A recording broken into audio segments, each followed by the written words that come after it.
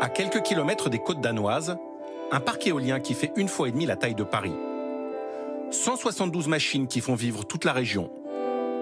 Le capitaine Hansen, par exemple, s'est reconverti dans l'électricité il y a quelques années. J'ai été pêcheur pendant 37 ans, puis je suis venu travailler ici en 2014. Grâce à cette ferme et à beaucoup d'autres, le Danemark est le champion d'Europe de l'éolien. Déjà 50% de son électricité produite grâce au vent contre seulement 7% en France. En plus, le Danemark exporte une partie de cet or vert. La ferme est connectée au Danemark, qui est par là, et aussi à l'Allemagne, qui est par là-bas. Il y a quelques semaines, le pays a décidé de passer la vitesse supérieure et s'est lancé dans un projet révolutionnaire. Créer des îles artificielles pour fournir de l'énergie à des millions d'Européens.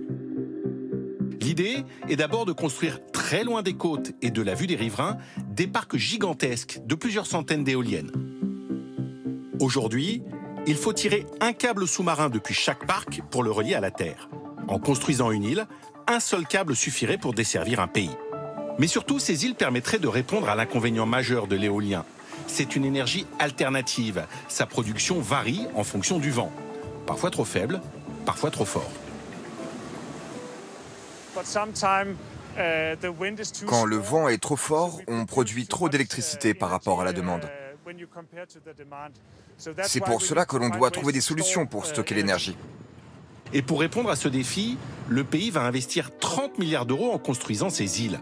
Plusieurs projets sont à l'étude. Selon certains, des techniciens pourraient vivre sur place. Leur mission ? Transformer l'électricité produite par les éoliennes sous une autre forme pour pouvoir être utilisée à la demande.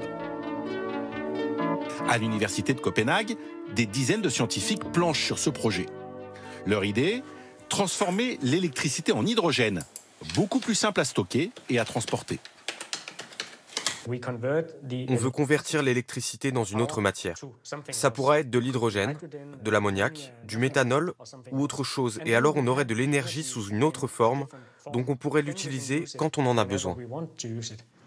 Ces îles, dont la construction doit être achevée d'ici à 2030, doivent fournir de l'électricité à l'ensemble de la population danoise.